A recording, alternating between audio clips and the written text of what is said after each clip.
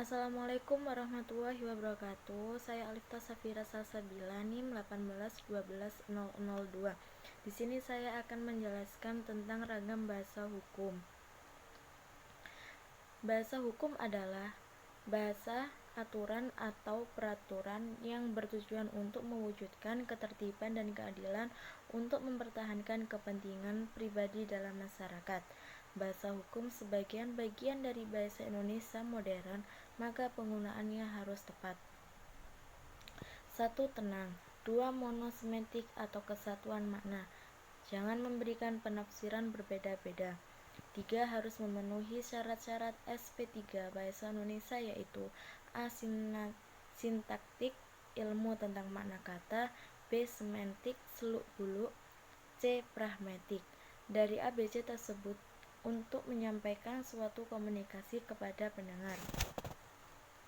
Kegiatan berpikir secara hukum dengan menggunakan bahasa hukum merupakan upaya untuk menemukan pengertian yang esensial dari hukum itu sendiri. Menurut Purnandi Purwacaraka dengan Sujono Sukanto dalam buku Bahdar Johan Nasution, judul buku Bahasa Hukum tahun 2001, halaman 37 menyebutkan ada 9 macam arti hukum yang diberikan oleh masyarakat, yaitu 1. Hukum sebagai ilmu pengetahuan merupakan suatu ilmu pengetahuan yang tersusun secara sistematis berdasarkan kekuatan pemikiran. 2. Hukum sebagai suatu disiplin merupakan suatu sistem tentang ajaran kenyataan atau gejala-gejala yang dihadapi. 3. Hukum sebagai kaidah merupakan sebagian pola atau pedoman atau petunjuk yang harus ditaati. 4. Hukum sebagai taat hukum melihat bagaimana struktur dan proses perangkat kaidah-kaidah hukum yang berlaku pada suatu waktu dan tempat tertentu dalam bentuk tertulis. Dari paparan tersebut telah dijelaskan bahwa hukum memiliki kaitan erat dengan cara-cara berpikir hukum. Oleh sebab itu, bahasa hukum dapat dibagikan menjadi 3 kelompok, yaitu 1. Bahasa hukum yang bersumber pada aturan-aturan yang dibuat oleh negara, artinya lebih bersifat mengatur hak dan kewajiban. Contohnya, aturan tentang hukum petensir atau pembicarakan tentang hukumnya. Undang-Undang Nomor 23 Tahun 2002 tentang Perlindungan Anak, Undang-Undang Nomor 3 Tahun 1997 tentang Peradilan Anak, yaitu anak yang berusia 8 sampai 18 tahun atau yang belum menikah maka pertanggungjawabannya pidana.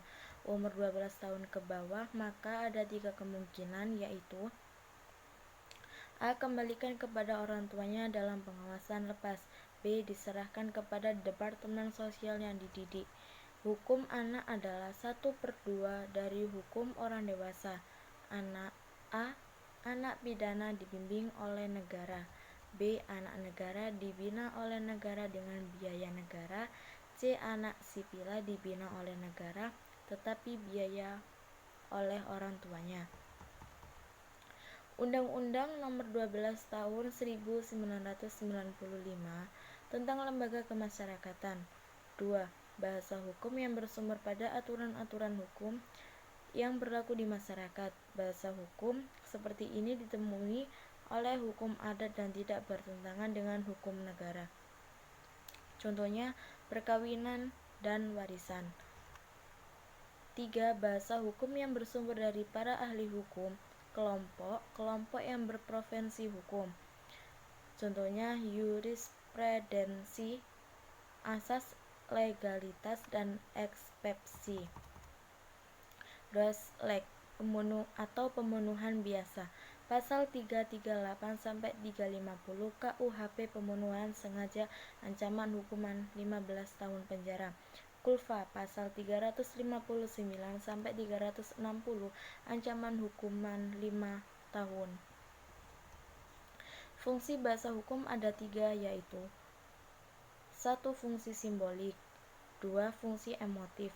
Menurut Gustav Dobruch, karakteristik bahasa hukum atau peraturan perundang-undang bebas emosi, tanpa perasaan, datar dan kering. Semuanya itu ditujukan untuk kepastian dan menghindari duit makna. Bahasa hukum sebagai sasaran komunikasi ilmiah. Hukum dapat bersifat jelas dan objektif serta harus bebas dari emosi. Dengan adanya unsur emotif dan komunikasi ilmiah, hukum akan menjadi komunikasi tersebut kurang sempurna. Bahasa hukum yang dikomunikasikan bisa saja kurang beradaptasi sesuai dengan tujuan hukum. 3. Fungsi efektif. Fungsi efektif dalam bahasa hukum berkaitan erat dengan sikap. Fungsinya yang diharapkan supaya norma-norma hukum yang dikomunikasikan melalui bahasa hukum yang mampu mengubah dan mengembangkan kepribadian agar menaati hukum, meningkatkan keselarasan hukum, serta bersifat tegas sesuai aturan hukum. Fungsi efektif yang tergambar dalam bahasa hukum itu sangat menonjol untuk meningkatkan dan mengembangkan hukum. Budaya hukum itu sendiri merupakan suatu karakteristik yang hidup dan dipatuhi oleh masyarakat. Sekian dari saya, kurang lebihnya mohon maaf. Wassalamualaikum warahmatullahi wabarakatuh.